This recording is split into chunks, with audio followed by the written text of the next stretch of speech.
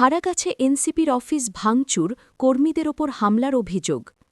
ত্রয়োদশ জাতীয় সংসদ নির্বাচনের পরদিন শুক্রবার বিকালে জাতীয় নাগরিক পার্টি এনসিপির হারাগাছ পৌরসভার দালাল হাটখোলা অফিস ভাঙচুর ও এনসিপির নেতাকর্মীদের ওপর হামলা ও বাড়িঘরে আগুন দিয়ে জ্বালিয়ে দেবার হুমকির অভিযোগ উঠেছে। এমন অভিযোগ করে ফেসবুকে পোস্ট করেছে রংপুর ৪ কাউনিয়া পীরগাছা আসনে বেসরকারিভাবে নির্বাচিত এমপি ও এনসিপির সদস্য সচিব আখতার হোসেন। তিনি শুক্রবার ১৩ ফেব্রুয়ারি রাত ৯টার দিকে তার আইডি থেকে ফেসবুক পোস্টে লেখেন, বিকাল থেকে হারাগাছে বিএনপির সন্ত্রাসীরা মাইকে ঘোষণা দিয়ে এনসিপির নেতাকর্মীদের ধরে ধরে আক্রমণ করছে, মারধর করে রক্তাক্ত করছে, অনেকগুলো বাড়িঘরে ভাঙচুর চালিয়ে স্বর্ণালঙ্কার টাকা লুটপাট করছে, মোটরসাইকেল ভাঙচুর করেছে, আগুন দিয়ে বাড়িঘর জ্বালিয়ে দেবার হুমকি দিচ্ছে।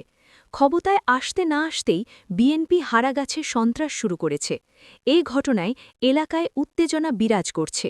সেনাবাহিনী ও পুলিশের টহল বৃদ্ধি করা হয়েছে। অপ্রীতিকর ঘটনা এড়াতে প্রশাসনের সজাগ দৃষ্টি রয়েছে। আখতার হোসেন।